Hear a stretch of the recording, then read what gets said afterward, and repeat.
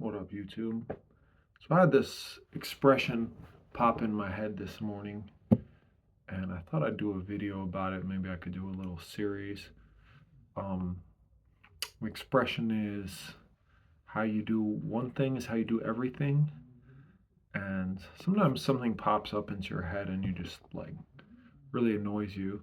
And that one really annoys me just because it fed into this aspect of myself I had when I was younger and still to this day of that's popular in our society, probably most societies in the world. It's this like hero worship, and I mean, hero worship's important. It's like I think a developmental phase that we all go through when we're kids, but now it kind of perpetuates in a lot of people into adulthood.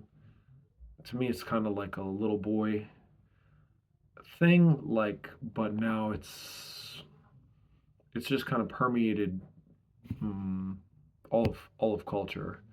Maybe more for men, but probably for women too.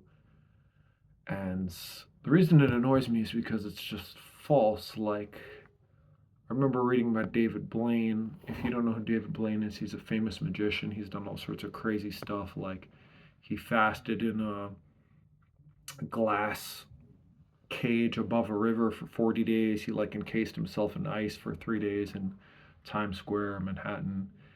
He probably the most impressive thing to me is I think he pretty sure he broke the world record for breath holding. He held his breath for like 18 minutes in a giant like fish tank on a stage.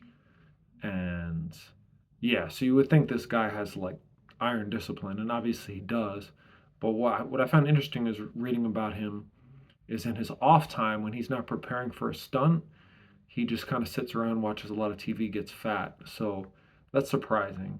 But I don't know, the older I get, the more I observe people, the more I see that we all have tons of human frailty. The people we admire who try to create a persona of total discipline actually have massive failings. And someone could be extremely disciplined in one arena and just a total basket case with like seemingly zero self control in another arena. So I just think that this is something for me. I don't know. It might be empowering for you. I mean, everyone's beliefs. Having beliefs is not necessarily about being 100% in touch with reality because none of us can be. But just finding stuff that pushes us in the right direction. And for me, this idea of like how you do one thing is how you do everything. Like it just creates so much stress. I'm like, oh, I have to manage my every moment. Oh, I'm like eating wrong. I'm breathing wrong. I'm like not wanting to deal with this situation when I should just deal with this situation, and I have to like bring this insane presence and um, discipline and structure and control to like every moment, and it's just like not there's no words even to describe how stupid an idea that is. Like I think much more manageable is you make some decisions about what you want to bring your presence to. I'm not saying you shouldn't make an effort to not be checked out. I mean, to you obviously you don't want to go through your life checked out, but then there's some times in your life where you know you want to give yourself an out. You want to be like, all right, I don't want to deal with this right now. I'm not going to deal with this right now. I'm going to maybe engage in a thought process or behavior that's a little bit escapist. Hey, let yourself have that. You can't. Everyone has that. I mean, I can't speak for everyone because I'm just me, right? But that seems to be what I observe when I observe people in my life, or famous people, or read autobiographies, biographies. Um, nobody's perfect. So, yeah, to just kind of choose like this is my time to focus. This is what I'm going to focus on. I'm going to try to bring my presence to this, and then after you do that, just let go. Let yourself be a screw up. Let yourself be unpresent, unfocused, out to lunch, whatever derogatory labels you want to put on yourself. Just kind of let it be, because you're not going to be able to bring the same level of presence to everything in life. That's just not how reality works. Like certain things are just going to click, and like you're going to feel engaged, and obviously one expands that to where you can feel engaged in situations that normally would scare you, or that you would just emotionally check out.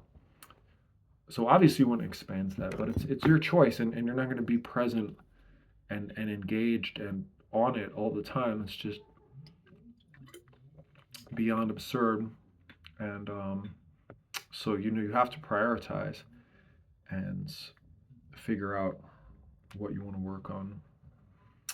So yeah, I don't know how well I articulated my point, but I just I just thought that this like kind of hero worship, like drive for perfection, I've just seen how, or I think the first figure I can remember. Well, I remember I used to love the A Team when I was a kid. Anyone who's grown up in the '80s who's like male and lived in America at least and had access to a TV.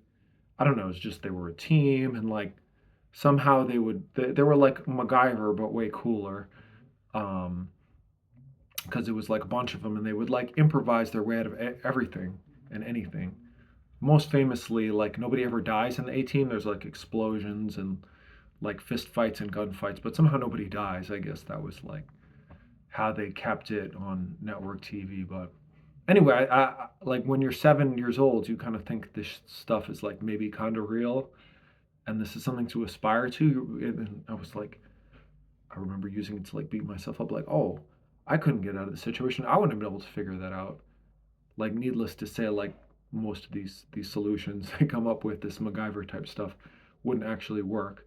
But and then I remember even in college, university, like thinking like Bruce Lee was like so cool, and then he could, he was just like totally in control of his body and his like circumstance.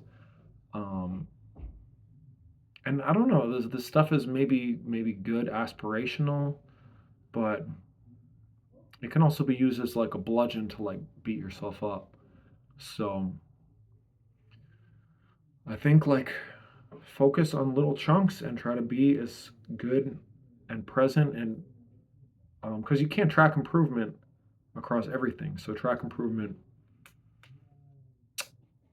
in these little things that you can manage, because otherwise you'll just have a generalized sense that you're like failing at life. Anyway, I hope that was like helpful, useful. I'm sure someone in the comments can articulate what I'm saying a lot more than I can, or if you disagree, please articulate that as well. Thanks for watching.